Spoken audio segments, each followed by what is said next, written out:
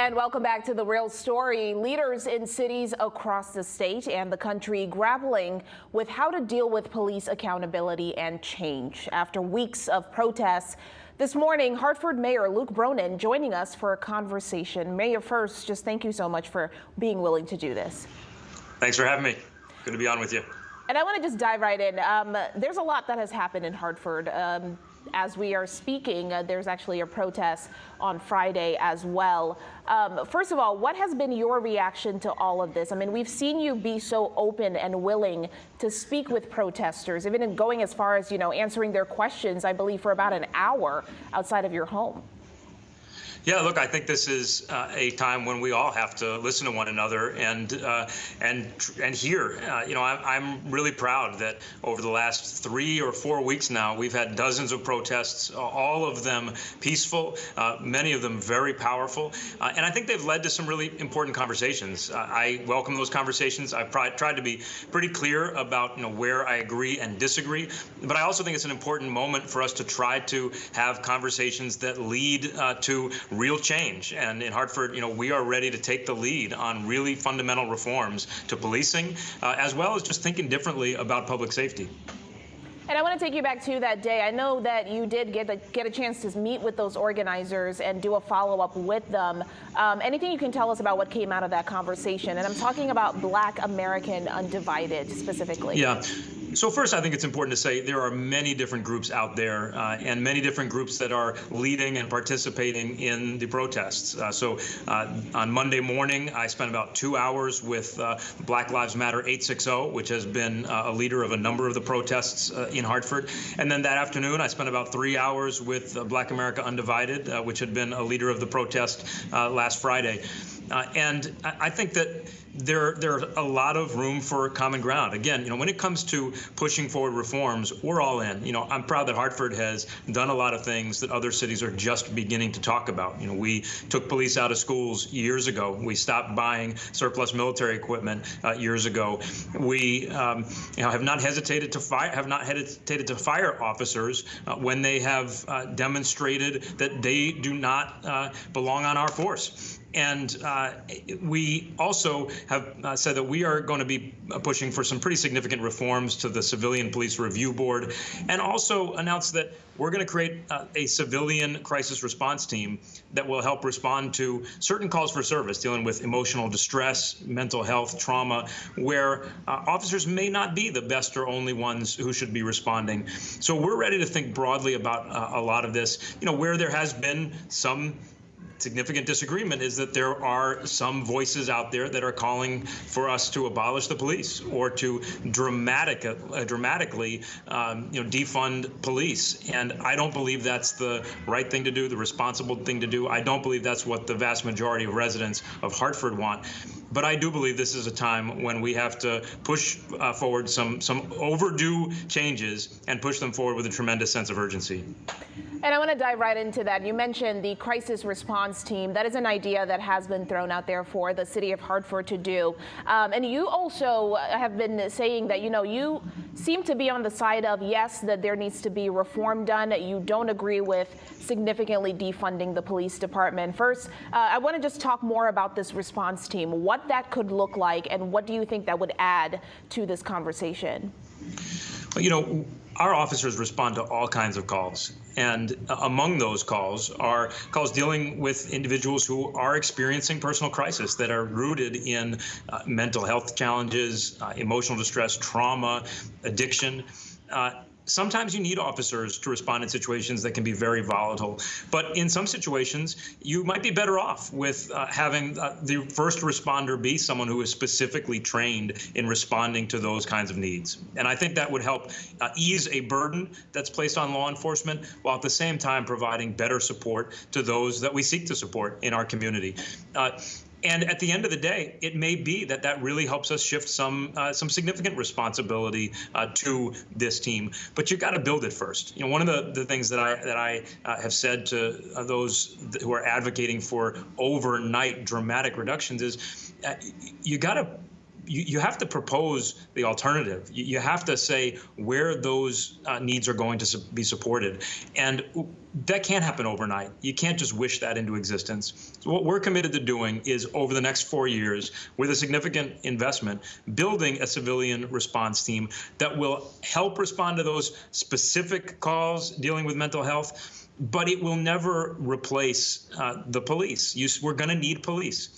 Our police play a vital role in responding to and preventing and solving crime. We're going to need them, but we can think more broadly about how responsibilities that are currently assigned to police might be addressed in different ways.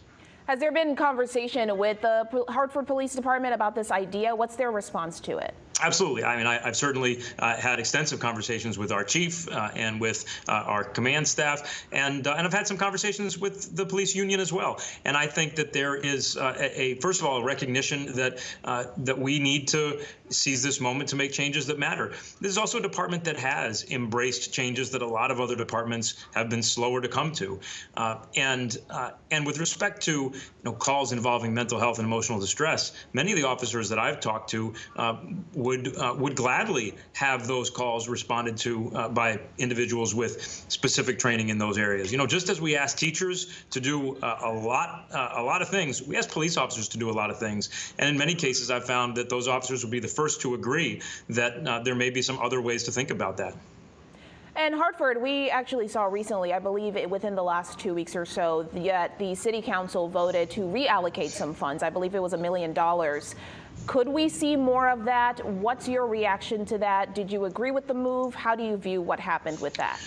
Sure. So I think, first of all, it's important to say, over the last 4 years, we've been rebuilding our police department. 4 years ago, when I came in, one of the most significant concerns that I heard from residents was the desire to have more community service officers, to have more walk beats. Staffing in the department had fallen. The city hadn't recruited in a long time.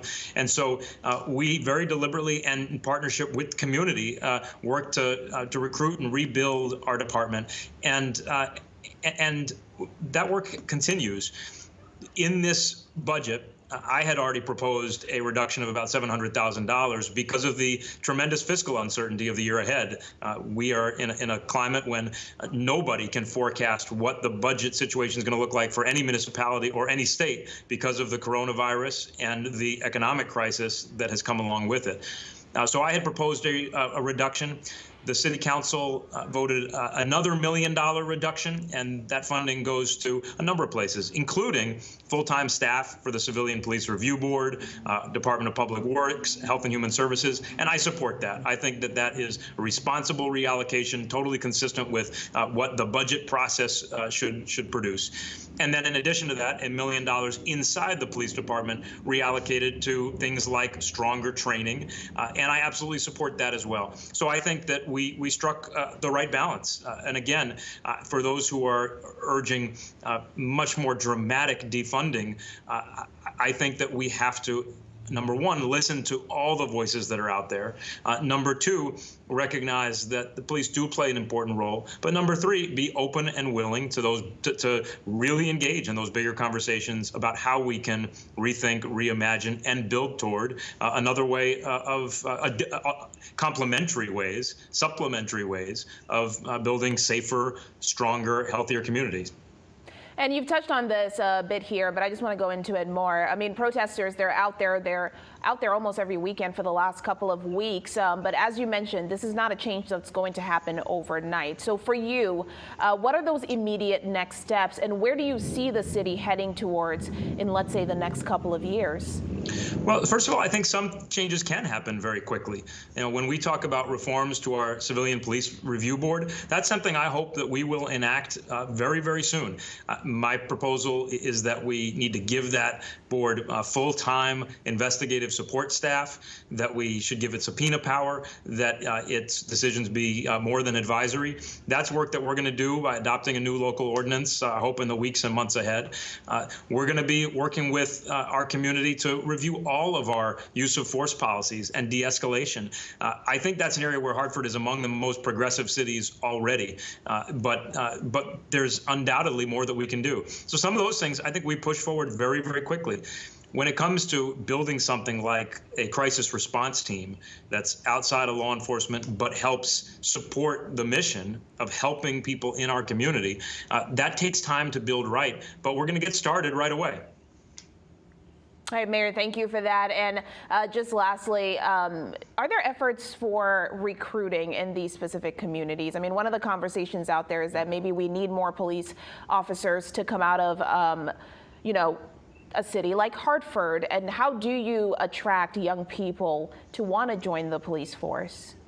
That's something we've been really focused on over the last few years. And over the last few classes of police recruits, we've had some of the most diverse classes that the city has ever had. So we are trying to reach out and encourage as many people as possible in the city of Hartford to join our police force, to go through the recruitment process.